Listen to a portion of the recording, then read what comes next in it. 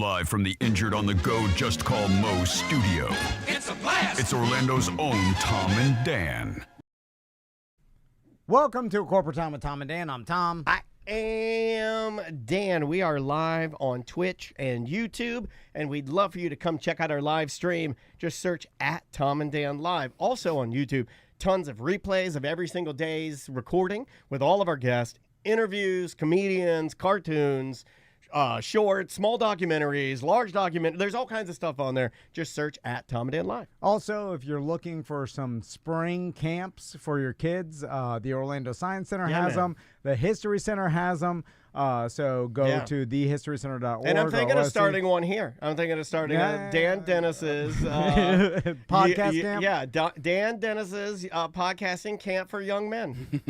The kids can come in here and they get to record their own podcast. Oh, I'll teach them. But it's going to cost the parents. Oh, yeah. And, I'm a disciplinarian. I'm a whiplash kind of guy. You know what I mean? We're talking movies, right? They call me Whiplash Danny. Nice. Hey, I wrote you a theme song, and I want to know if you like it. Oh, boy. You ready? Here we go. Okay.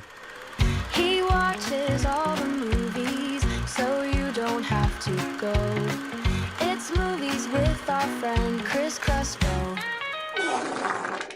All right. Perfect. What do you think? Perfect. What do you think? I'm getting better with it. That's the best. See, a lot of people, they just do these AI, whatever the Fs, and I am in full control of AI now. One would say that AI wizard. I've become the I'm the lawnmower Dan now, and I'm in the machine. I'm in the machine now. But anyway, there you go. Thank you so much. But yes, I am. If we want to do the podcasting camp, keep that idea on the board. But I am a bit of a disciplinarian. I'll yell at them. Does that come with an AI course as well? I could teach the kids it's funny, I am teaching Maisie how to do it, and she can use that same program. Yeah. Yesterday, she wrote a song about our dog Dansby not liking his pads on his feet touched. We call them beans because they look like jelly beans. And she wrote a song called "Please Don't Touch My Beans." And then you know where I knew she was my daughter? She wrote, "Please don't touch my beans.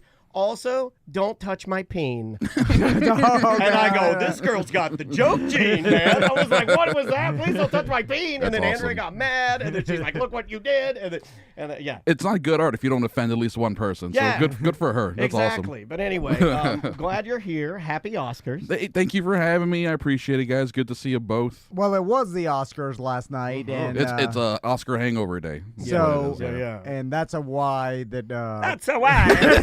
Why am I here? That's why we brought in a friend to Crespo. Right?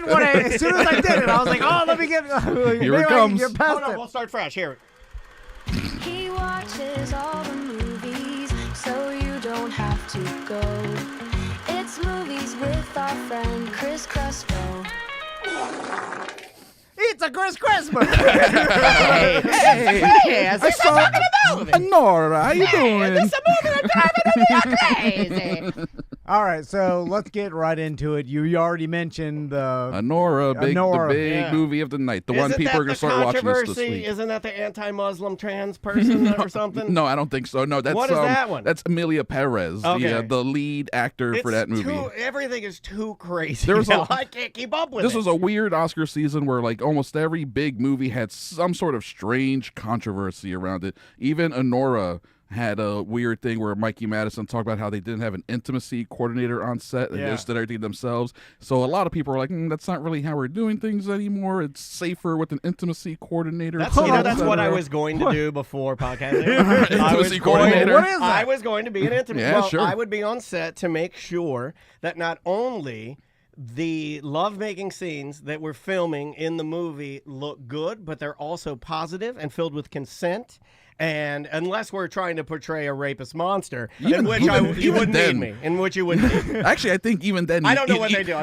No, that's all correct. You need the coordinator more. The coordinator's on set to, like, talk through whatever the intimacy scene you're doing is. Like, let's talk about it ahead of time. We're going to talk about everything you're going to do. We're going to make sure everyone is okay with it. Just making sure it's the safest most, like you said, respectful, consensual environment for film. It seems like, because in the past, you get to pick out the merkins. You do got to pick your own merkin. Usually, you work with the costume design department. How on cool that. would that be? Is you get to design everyone that's naked in your movie. You get to design their pubic hair. Their merkins, How cool is it? Or if they're men, you got to design. Oftentimes, you see full frontal male nudity in a movie. Tom's into that. It's a fake. It's a fake prosthetic piece. Is how they get away with it. It's usually Aqua Fairy, like the ones I purchased online. You can buy them. They're great. Aqua Fairy products are fantastic.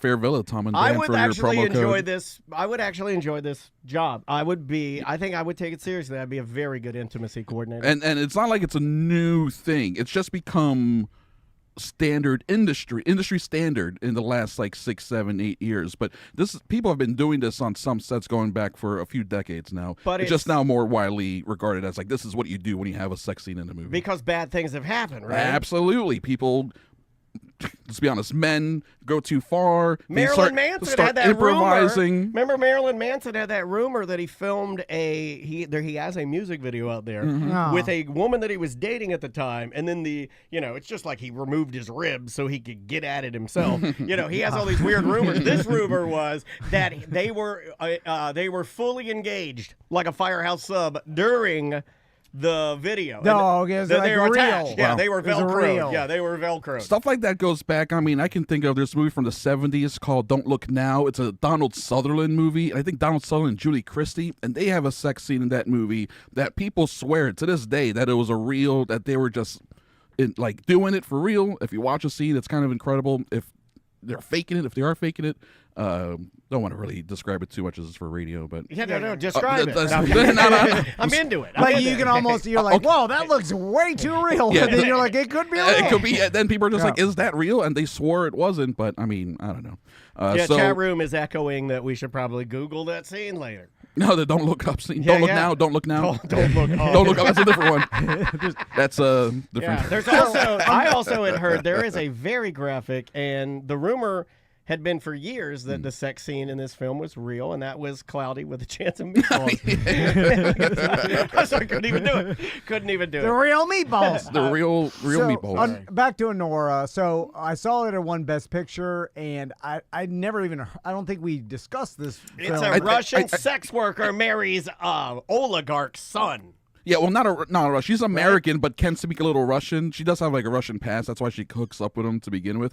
But she's a stripper at a club in New York, hooks up with a Russian guy, a really young Russian guy who's the son of like some Russian gangster, I guess, or whatever. Yeah, it's like a Russian mafia. Yeah, sort of adjacent. Yeah, exactly. Russian mobster. Russian mobster. So they get married pretty early on, and then his family finds out about it back in Russia, and they're like, we got to put a stop to this. So most of the movie is them trying to get them to get annulled. Even a good chunk of it is them just running around trying to find the guy, the Russian kid, because he just runs off and goes hiding. So she's forced to go with his family to go looking for him throughout New York City. It's kind of a long movie, 2.5 hours. A lot happens in it, but I did like it quite a bit. I'm not surprised that it won all the awards that it won, and I'm not mad about it either. It's not my favorite movie of the year. Do you think Brutalist was better? I think Brutalist was better. I mean, my favorite movies of the year were Brutalist, Dune Part 2, and The Substance. And Nosferatu are like my favorites of last year that I've seen. I liked Honora a lot. It might make my top 10, but a little lower. But that's just me. I'm just one guy. Why do you think it won? I do have an idea about that. I think it's because, especially with Best Picture, they do ranked voting for Best Picture. So instead of just picking the one movie you want to win, they make you rank all the movies 1 through 10. So what typically has been happening for the last 6 or 7 years, the movies that are everyone's number 2 or everyone's number 3 ends up winning, because whatever some people think is number 1, other people are like, that movie is not that good, and they'll put it at like number 10. So it won't get enough points in total, and it ends up getting disqualified. So it goes down to the next most popular movie. So you almost end up with the safer choice. That's how something like a Green Book wins a few years ago. Gotcha. So the movie with the highest average ends up taking it, because the Brutalist and some of the other movies have the difference, either it's 1 or 5. Yes, exactly. But Honora was like everyone's 1 or 2 or maybe 3. Conclave was another one that people were talking about. Maybe that'll win, because that's everyone's like second favorite, third favorite movie of the year. So I'm not surprised at all that Honora won Best Picture. I'm a little surprised that the writer and director Sean Baker also won director, editing, and writing. So he's the only person to have won 4 awards in one ceremony for the same movie. Walt Disney won 4 awards one night, but that was for like 4 separate Disney projects in like the 50s. So you're saying, I mean, he was smoking up there. Yeah, he's smoking so much. And you can tell me if I'm wrong on this, but it felt like, and I don't want to put words in your mouth, but it felt like you were saying that although he did win, that maybe there's a little doubt in your mind as to like, whoa, all 4? Like, I don't know if it deserved it. I just found it surprising. I found it very surprising. You don't want to take anything away from anybody, but at the same time, that's a... Exactly. I mean, that would be considered sort of a historical sweep of some sort? It is historical. It absolutely is. It's a big deal. And it's cool that it's for an independent film. I like the filmmaker Sean Baker. I like his movies Tangerine, and you guys might remember the Florida Project from like 6-7 years ago. Yeah. Those are great movies. I actually like those more than Anora. I still like the Nora though. So it is cool to see his trajectory. Like his very first film was shot on iPhones, and now he's picking up awards for this movie. So good for him. I'm looking forward to seeing what he does next, because now he's gonna have a little bit of clout. Someone's going to want to give him a little bit of money to make his next thing. So hopefully he has some crazy dream project now that before he couldn't get made and now he can, which will be very cool. Lots of nudity in this film? Yeah, it's in a strip club with a sex worker. Come on, you kidding me? It's Are we just talking top, or are we getting some bottoms finally? I'm gonna have to rewatch it to remember. I feel like in the 70s and 80s we hit our peak with getting the bottoms. And then somewhere in the 90s, we were like, nope, top only. Yeah. And I'm like, what? Well, if you want your movie to make money, it's got to be on as many screens as possible. So the less nudity, the better for that regards. But this movie wasn't necessarily like that. It's really good. I really did like it quite a bit. And again, I'm not surprised that it won what it won. It's interesting that it won so many. But even then, it wins 5 awards total because he wins those 4. The biggest surprise is Mikey Madison winning lead actress for her role in that movie, because everyone was thinking it was going to be Demi Moore, the type of thing where she's been around for a while, she's 60 years old. What's the chances of Demi Moore getting another role like this for the rest of her career? Yeah, it was kind of like her time to win, and because she's probably not going to be in another movie. She's not going to get another. I don't think she's getting another chance like this. Yeah, it's surprising when this happens. Has she ever won an Oscar? No. Not even nominated. Not even for like. I guess G.I. Jane wasn't even nominated. It's one of my favorite movies. I'll tell you what. If I'm on a desert island and somebody says, "What are you bringing, Danny?" I'm like, G.I. Jane #1. We're like, she shaved her head and she's hot. And then I'm bringing. She's doing push-ups. Remember Chipmunks Rock? I love that album, Chipmunks Rock. So that's a good ass album. It was blue. What's the name of the actress again? Mikey Madison. So Mikey Madison, the second female actress. Wait a minute, Mikey Madison. That sounds like a baseball player. It does sound like it sounds like a New York Yankee. He's out Mikey Madison to the plate. Third baseman Mikey Madison. Only the second female actress that was born in the 90s to win an Oscar. I saw that. Yes, the actors are getting younger. Timothée Chalamet, if he had won, and I keep staying the same, he would have been the youngest winner at 24 years old, I think, just beating Adrian Brody, who still holds the record for youngest Oscar winner when he won like 20-something years ago for The Pianist. Timothée Chalamet looks like he eats dirty butt. I'll say it. Come on. It's a mustache. I'll say it. It's a little mustache. He looks like a dirty rat, like a dirty butt rat. Yeah. Right? He looks like a butt rat. A little bit, yeah. He's definitely a rat boy. Timothée Chalamet. He's into art. You look and you wear, and when you look like a butt rat. Yeah, he's turned into a rat when you're into art. And women love rap men. Yeah, it is the year of the year of the snake. But it is the year of Rat Man. It is the year of the Rat Man. Rat Men are popular now. So speaking of Adrian Brody, he did win for Best Actor for The Brutalist. Yes, the titular Brutalist. So let's talk about this. When Adrian Brody wins, another Rat Man. Oh, a very probably my favorite Rat Man. He's the most prominent Rat Man. I think he's my favorite. Yeah, this guy can act. He is evolving out of the rat though as he gets older. Well, you become too big for the rat. Yeah, your face gets filled out and it becomes less ratty. You become a little horsey. So you become a horse. The rat to horse pipeline is severe. It's the best. Yeah. They announce him as the winner. People are clapping, and he gets up. He starts walking towards the stage. forgets that he has gum in his mouth, then turns around, takes the gum out, and then throws it to his wife. That's funny. That's kind of funny. Why not just swallow it, Brody? I probably would have just put it in my pocket. Like, I'll never wear this tuxedo again. Yeah, I'm rich. what's she supposed to do? Give it back to him so he can put it back in his mouth later? Yeah. I wouldn't have swallowed it, and I wouldn't have thrown it at Andrea because that's rude. She'd kill me if I did that. Oh, just stick it on the Oscar, right on the head. Just swallow it. It's safe. Gum is safe to swallow. But you could put it in your teeth. I used to do it all the time at Orlando City. You tuck it up on one of your molars, and then you just talk. What are you, not a pro? You're an actor. Act like you've been there before, Adrian. Yeah, it's like, are people Didn't afraid he say of that? Yeah, wasn't that his thing? Yeah, he did say that too, yeah. Which is like, I also don't like it. I do think it's a bad move when you're like, cut the music. I've been here before. Yeah. Like, no.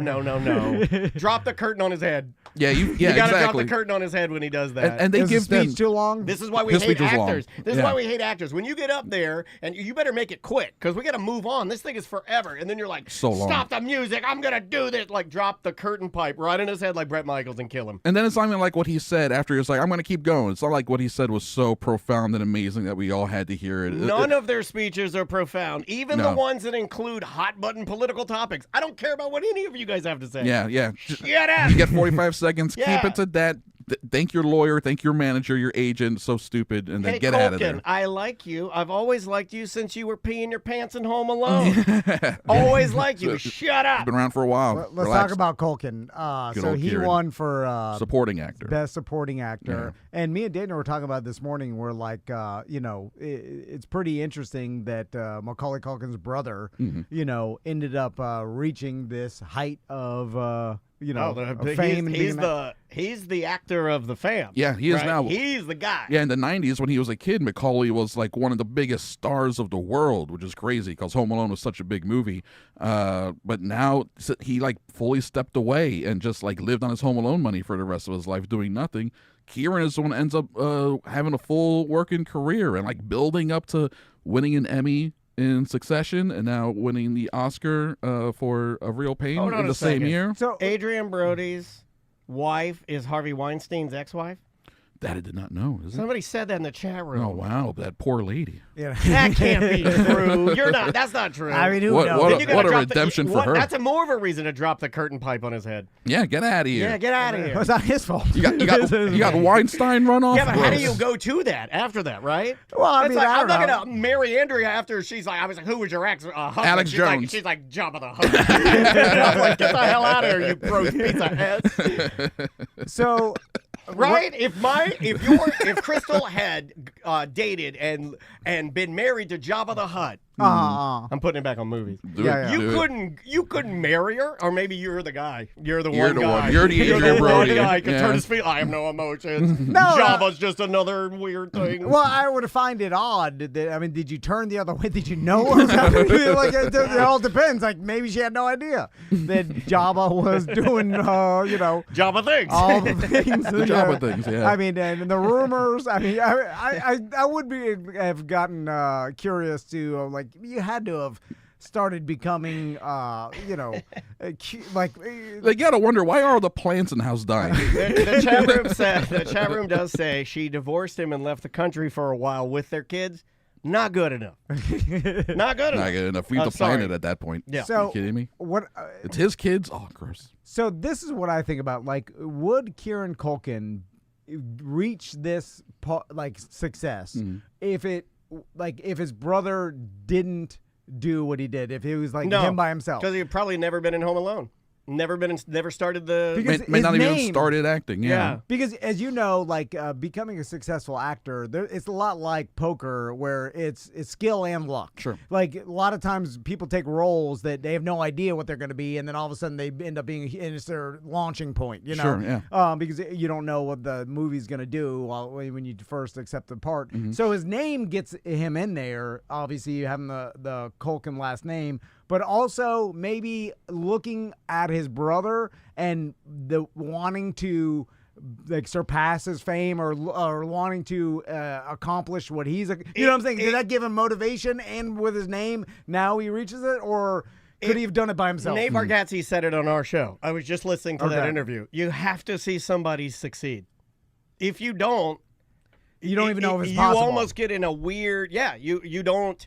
It's almost not real. You have to see somebody succeed. Chat room is disagreeing. They're saying maybe he would have because the father of the Culkin family made them all act. But in my scenario, I guess I was thinking none of them act. Sorry. Yeah. I should have probably clarified. I'm thinking if nobody acted, then no, it doesn't happen. Sure. Yeah, but what I'm saying is because of his brother's success. Because Macaulay blew up first, and that opens doors for other Culkins. Kieran works. Isn't another one Corey? Isn't there another Culkin? There's a third Culkin that was like had a little career in the late 90s, early 2000s as he became a teenager. But it's interesting that Kieran is the one that ends up breaking through so artistically. It was Patel Culkin. Patel I think it was Culkin. Patel Yeah, Culkin. Patel. He gets forgot about a lot. Yeah, people. It's sad. Another Poor one that guy. I think is interesting because it kind of plays into what you're trying to figure out, this luck aspect of it. Like the bluegrass player, Grammy Award winning, nobody better, Billy Strings. He's awesome, right? His dad didn't play bluegrass, but his stepdad did. His stepdad introduced him to bluegrass at like 13.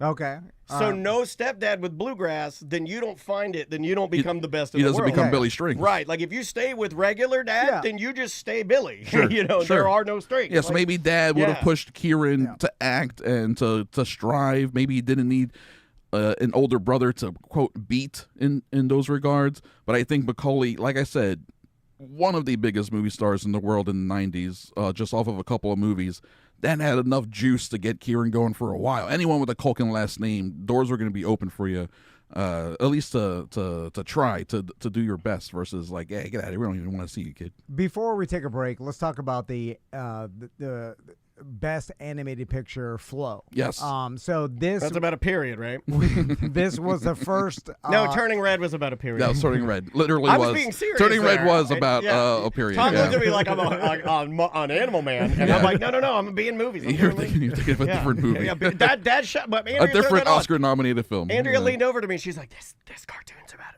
Macy getting her period." I'm like, "What the hell is wrong with you?" I'm like, "Well, what's this about? Like me putting on porn in front of her or something? What are you doing?" So this is the first independent animated movie to win. I think so, yeah, because going back to when this category started, which was like 2001, 2002, it's always been DreamWorks. Well, actually, DreamWorks is only one for Shrek. Pixar, Disney, Illumination, like these big corporations have won. So this is a fully like independent from Latvia animated film, which is wild. So I was like, I've never, maybe the boys will like watching this. I've never heard of Flow. I clicked on the trailer and watched it, and it is weird because the trailer. Do they outsource their animation to us? That'd be interesting. No, Right? maybe they sent it to a neighboring Eastern European country. The trailer was just a wet cat climbing a mountain and then dances with a space bird. It was on that day. All right. And, That's my kind of film. That sounds pretty awesome. Yeah, that sounds. Is that an A24? And then I was like, what the hell is happening? No dialogue. What do the nothing. boys think? Well, I watched it in here the first time, like this morning. Oh, this morning. Oh, you were like, I'll put this on for him later. No, and then, like, I thought I'm like, the sons are not going to be interested in this. So You what also hate anything with a bird, apparently. So. Yeah, he's anti-bird. Well, I mean, can you have blame you watched him? He's had to tend for birds for 40 years. Is it good? I haven't had a chance to watch it, but I mean, it's I've known about it for a couple months now. It's very well reviewed. Obviously, it won the Academy Award here, kind of a big deal for this movie. I know it's dialogue free. I think it's about a cat and other animals surviving a flooding pretty much. So it's kind of like a adventure type movie. And so there's no dialogue. It's all no music and animation. Yeah, exactly. And I mean, if you can pull that off, I think that's great when you can make a movie or tell any story without people talking, or in this case, without even having people. I think that's very cool. So it sounds like it's worth checking out. I don't know if it's going to keep the attention of children. It might be an animated film appreciated more by adults. My daughter needs a digital jackpot to be going off in her eyes every 5 seconds. Digital jackpot. Yeah, if it's even a little contemplative, they may check out quickly. I just feel like this was in the wrong category because the films it was up against, like Inside Out 2 and the standard like Pixar. Yeah, but those Disney. are for families. Maybe was this for? I think the animators might consider it for families. Absolutely. Yeah, but it's not like European there's people are adult themes. I think there. European people are tougher. In Americans, fat Americans, they need we need some Europeans are we tougher. need some. I need The Rock. Yeah. I need The Rock. Telling me I'm welcome. I need to be welcome. I need Jack Black, doing some sort of comedy, and I need some sort of billion-dollar corporation giving it to me. Yeah, Is there a telling you moral? are going to be okay. Is there a lesson to this? Or you haven't seen it? I haven't seen it yet, but I imagine there would be. It's probably about resilience and that type of thing. Yeah. Oh, God. Yeah, Resilience. that's a lie. I give up on resilience. Again, the Europeans are tougher. Like, They are. This is They what are we have to cling tougher. on to. Yeah. Yeah. All right, let's take a quick break. When we come back, we'll talk about some other categories. And I will say that Best dressed. I looked. Some say Whoopi Goldberg. Coleman Domingo looked incredible. It was the 97th Oscars, and I started thinking, I was like, man, they're probably going to make a huge deal out of the 100. Right? I don't think it'll make it. I don't make it. I don't think it'll make it. They're already planning the 100. I hope they stop the 99th. They're like, nobody's watching. You know what? No one cares. Yeah, We're gonna stop this. But they also, they're looking back at past Oscar ratings, and they're like, God, the slap and the time, what's his name, screwed it up at the end. Read the wrong Best they Picture. gave him the wrong envelope.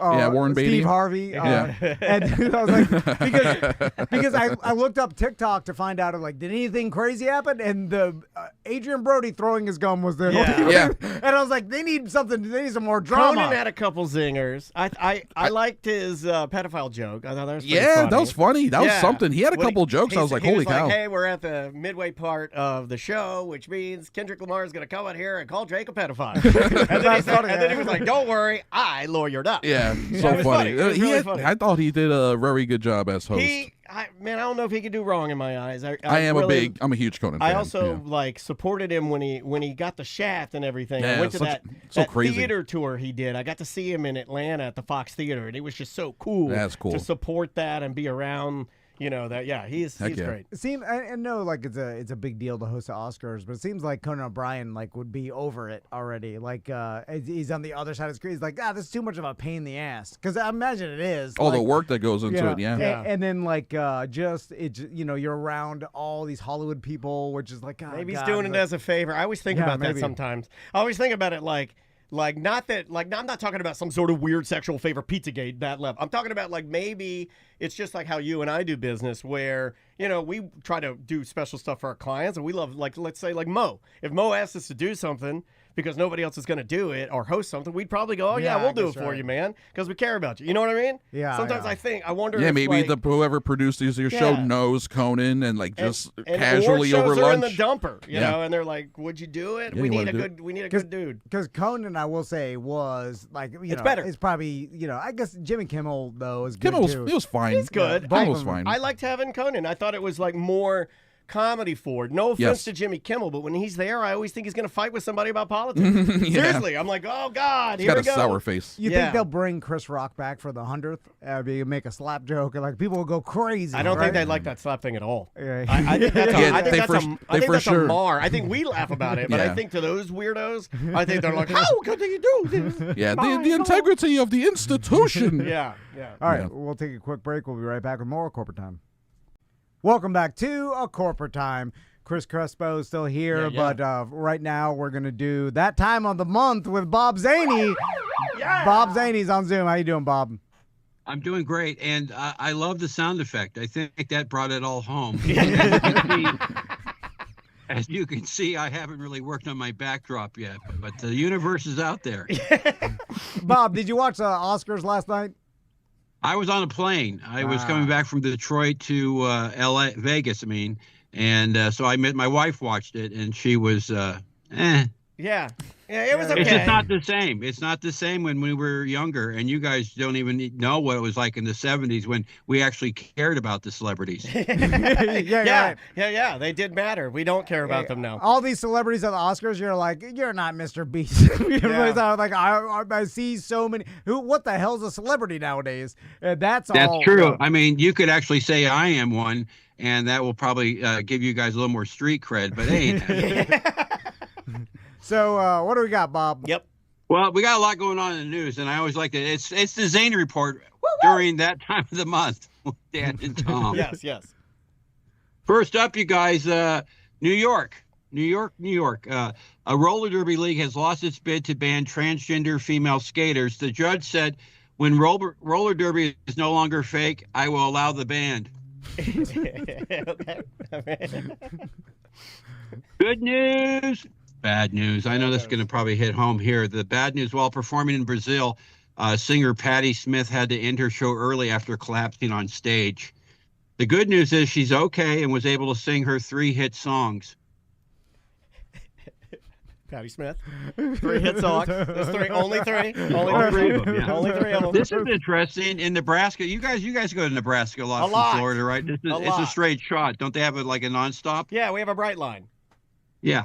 Well, in Nebraska, the Rock Creek Station Historical Park has started showing the everyday life of what it was like in the Nebraska Territory. Dan, that's what they called it back then. It was a territory before a state. Sure. And in 1864. So they're recreating what it was like life in 1864. Now, so far, the most unpopular attraction, the Poop in the Bucket Challenge. Hold on. What? I like that one. I like that one a lot. Why do I get the feeling that Tom actually has done that? I brought back a bad memory. We do have a friend that has done that. We have a radio stunt man friend of ours that did that. You ever been on Bubba the Love Sponge? He did it for Bubba the Love Sponge. True story. I don't know. I don't think I've done Bubba. I know of Bubba, so that's exciting. Well, I actually years ago, and it's somewhere out there on the interweb, I did the very excitingly the ice bucket challenge with vanilla ice CDs. And I filled the bucket with vanilla ice, and I went, ice, ice, baby. I like that. That's his catchphrase. He did the baby. Wait, during the ALS Ice Bucket Challenge? Yeah. Well, you guys, I was on the Jerry Lewis Telethon for 17 years, and I helped raise money for helping people with stuff like that. So, I'm not making fun of it. I'm just having fun with it. Sure. All right. Well, you did that. Yeah, you did that for a very, very long time, right? And you were doing it out in Nevada, right? We did it in Los Angeles, Los in Angeles. CBS Television City, and then we moved to Las Vegas to the South Point. I co-hosted with people like Tom Bergeron, Casey Kasem, Ed McMahon. Every year, Ed was there for me, and I got a chance to be Johnny Carson because during my set, he would stand there, and if a joke didn't work, which happened a lot on the telethon, he would go, and what was that, Bob? Those old school guys, they're rougher around the edges, right? They grew up at a different time. They did, but Ed wasn't. He was actually a very, very funny man, and I would do a sketch within my stand-up set before we started doing the co-hosting, and he would help out. So he was a great foil and funny, just funny, So let's get right to it. Go ahead. Oh no! Well, with the Jerry Lewis telethon, Jerry Lewis is alive. No longer with us. No. I don't think. No. Yeah, he passed away. Yeah, okay. I think I'm the only last living member from the telethon, so this is exciting. All right, keep going, Mom. Jerry was a great guy. The reason I got to do the telethon for 17 years is because he was a huge fan of my work, but also because I kept my distance. I like that one. I never asked much of Jerry. I just gave back. And you can learn something from that, Dan, the way you just sit there and act like you're in control. Yeah. Anything else? Let's get right to it. We're going to go back in time. Oh, I love this. It's my favorite one. Past Zany Report joke. And this is exciting, Danny. Tom, this is actually going to take place in your home city. Oh, I love this. Ready? Yeah, let's do it.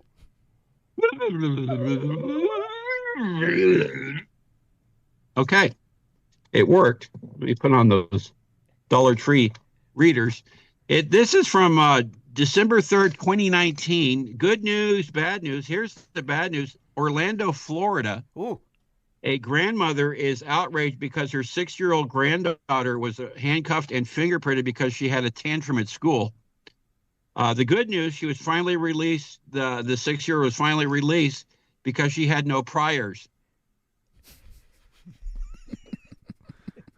Chris is laughing at that. Chris is laughing at that. I got to put him on camera. Chris is laughing at that. And who is that? I'm sorry, I haven't met that gentleman. Is that the producer? That's Chris Crespo. He's a movie man that we have on our show to talk movies. That's Chris Crespo. Hey, Chris. I've been in a few movies myself, Chris. Did you see The Informant with Matt Damon? I play as attorney in all the scenes. I did see The Informant. Yeah, that's a good movie. And I also was in Joe Dirt. I played man number 1, but everybody who saw the performance thought it was number 2. I starred in a movie with Linda Blair and Murray Langston, a.k.a. The Unknown Comic. He wasn't the unknown comic in the film, called Up Your Alley. Murray and I played homeless guys, and she played a reporter investigating us, which was kind of cool because who knew that was going to be our future? When are you coming to Porky's, Bob? I'm coming to Porky's in November, so mark the calendar. As we get closer, we'll get the specific date. We're going to do a meetup. You know how Eric is down there at Porky's. He holds them tight to his sleeve. Then he walks around going, "This is good barbecue." Yeah. We're gonna have a meetup. We're gonna have, because the listeners love you, and we're gonna have a meetup for one of Bob's shows. And we're gonna. I think it should be the Tom and Dan show presents Bob Zany in concert. And you guys host. Come out. I would love that. But we're very, very busy men. We're a horrible host. Yeah, real bad. Okay, can I just say so? Yeah, I know you're very busy, and God forbid you commit to November. I'm getting a new hip next week. Oh, you are? Yeah, the guy might be older than you. I got one in August. Did you really? How do you feel about your new hip, Bob? It's amazing. Where's your pain at? What would you give it from the 1 to 10 scale? Oh, it's an 11 all day. Yeah, it's terrible. Yeah, it's just the worst. It's the worst. But I still did 10,000 steps a day during the pain, and I think that really helped in the recovery. I recover really fast. Yeah, well, that's what they say. They say it's easy, and I will recover fast. And not to end on a positive note, but it's good to know that, man. Let's talk about more surgeries coming up on the Tom and Dan show. Yeah, we'll do it. Tom's Tom, are you going to have a testicle reduction or anything like that you should know about? Yeah. No, he doesn't have the long balls, long toilet balls. I thought your test. Okay, I'm not going to say it. You guys are the best until next month because it's that time of the month with Bob Zany and the Zany Report. Baby. See you, Bob. Right. Later, man. Bye, Bob. Bye. There he goes. Okay, he's out. All right. What do you think of that one, Tom? What do you think? That's our 3rd edition. I promised you I would bring you the greatest, and I think I'm delivering. I think I'm delivering on all accounts. Over-delivering, maybe? Yeah, right? What has this guy done? Exactly. Every setup is like excruciating. Yeah. I mean, that's a perfect word because for it. oh my God, the punchline's gonna come and I'm gonna have to do something. It's like you're watching a train come slowly. I can't get out of the way. And then it's like, it's coming. I also like that he already got his hip replacement, and I'm getting mine. I'm just becoming Bob Zany. I'm just becoming it. Yeah. So You'll start booking Zoom calls around the country. Yeah. Now, I love you, Bob. Thanks, buddy. You say the listeners love it. It's the Bob they wanted us to kill. We just killed Bob Saget instead. I don't. Wrong Bob. Yeah, we got the wrong Bob. Yeah. It's anyway. Sorry. They'll write me this afternoon. They will write me. Say, tell Tom Bob Zany's funnier than he is. Tom's not fun anymore. Tom doesn't like fun. Yeah, but is that fun for the listeners? I never said it was fun. I just said it was new. Your new thing is new. I'm just giving people new things. Is that new? It's not new. It's an old joke. It was 2009. He did a joke from '96. When he's doing a joke. Last time he did a joke from Monica Lewinsky.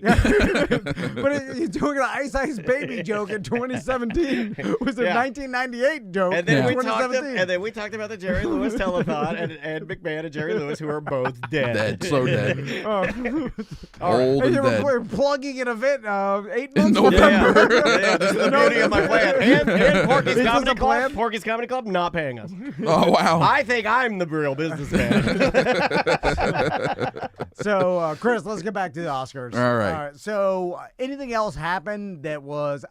Some people say like, oh, this is some controversy because this movie won and this movie got snubbed. Mm-hmm. Although, like you said, it's all a vote and aggregate.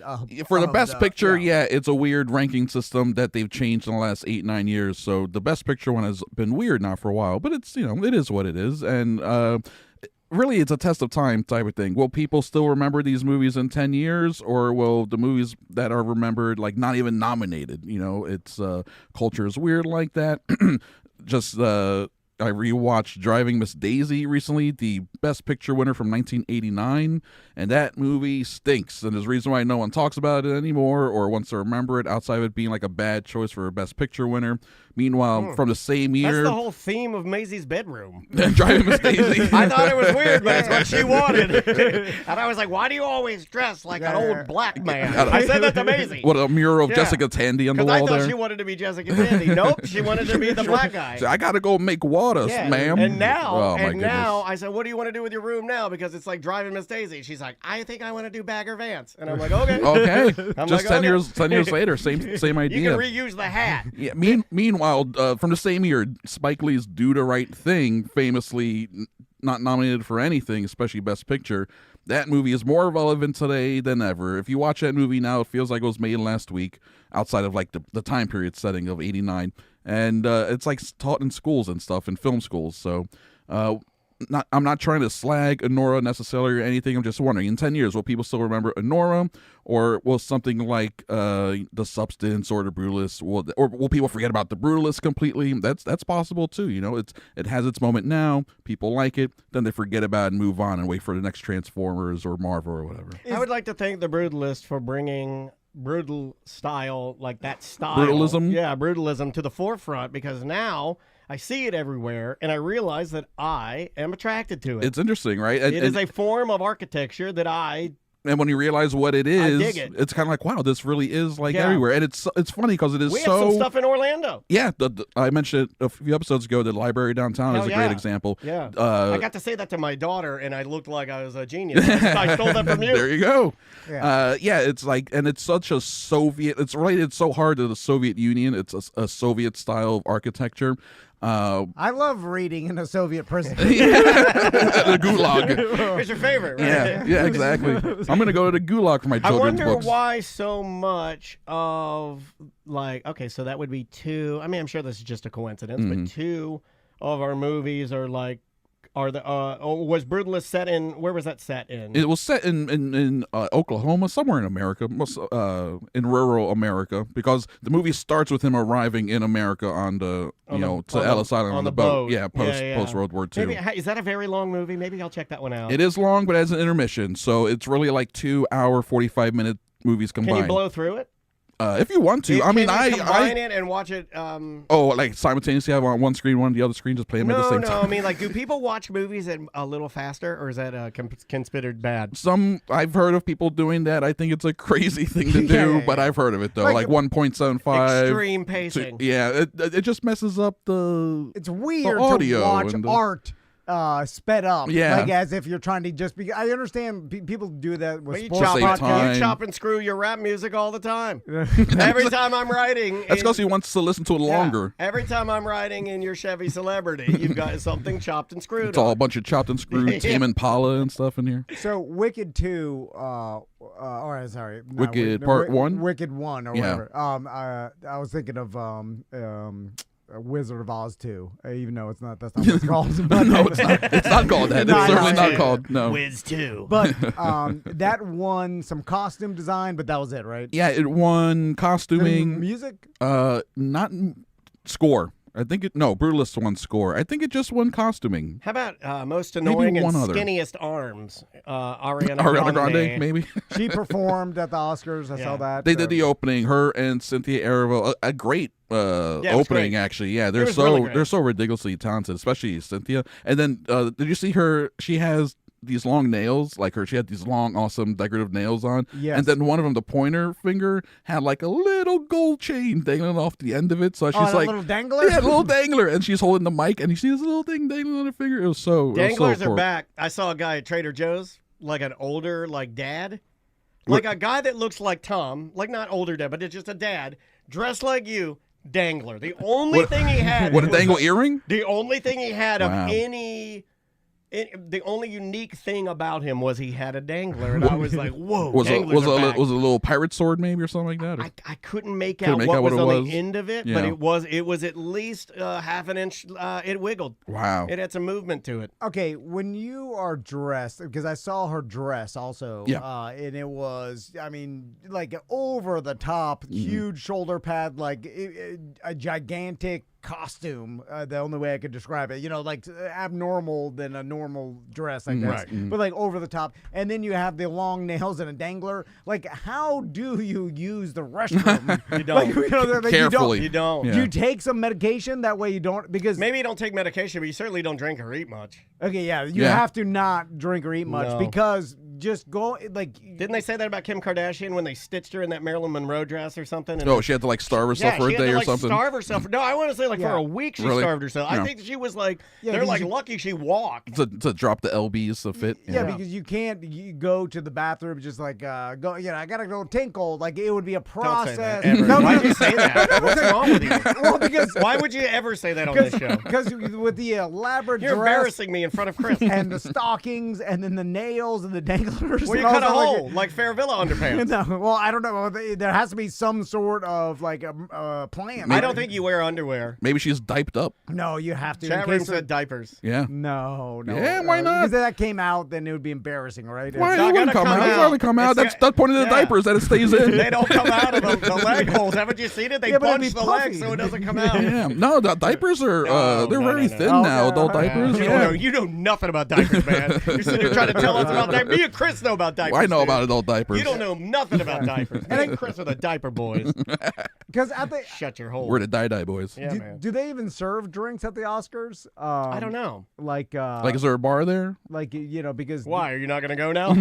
well, no, I'm just That sucks. yeah, Actually, you know what? I curious. know at one point they do things like this every year. They passed out bottles of tequila and had them pass them down the row so people could take drinks from the bottle. I think doesn't seem sanitary. That's COVID. I know it's COVID. They also give out snack boxes. At each seat has a little box of snacks. Here's in some it. PDQ. Yeah, Like a greasy finger. PDQ. No, more like a box. What was it? A box of sweet tarts, some chips, I think, a donut, and a bottle of water. Smart water too, I think. Ugh. Do they still give out elaborate gift bags and stuff? Is that still because I remember The Sponsored. gifting suite. Yeah, I think that's still a thing. or did they People really don't talk about Well, it they anymore, take though. heat. What- They take heat, and then people go like, "We're not going to do that," and then they don't do it for like a year or so, and Yeah. then they gradually bring it back But because it's then, all no, sponsored. but then no one talks about it. Yeah, Right. But yeah, I remember, exactly. like back in the radio days, like it being a topic of like what was in the gift bag. Yeah. Now I mean, I can look. it seems irrelevant because what are you going to give? Because I think what you're happened going to give Kevin Costner a new iPhone. exactly. He don't even want that. You're giving these a lot of these are Who like cares? rich people, well-off people have all this They don't stuff. care. You got to think about there are also like think of it's for the nominees typically. the people who did the short film documentary nominees. Those people getting gift bags are getting a lot of stuff they wouldn't have access Yeah. to or couldn't afford. right, So you ready? there are a decent amount who can get cool stuff. that It's they like can't stuff get. we give out. It's like a Tom Van gift bag. To Oh, tell you the some Tom and truth. Dan T-shirts. A couple, you get a couple of pre-rolls and a THC infused drink. Okay. Okay. You get now you don't put this in any of your gift bags. You get a 4-night stay at a resort in the Maldives that's worth $23,000. Okay. Okay, well, that's All pretty right. good. You Pretty get a good. 5,200 stay at a Barcelona hotel, as well as an ancestry DNA test, up to $25,000 VIP family history experience, where they'll trace your entire genealogy. Holy cow.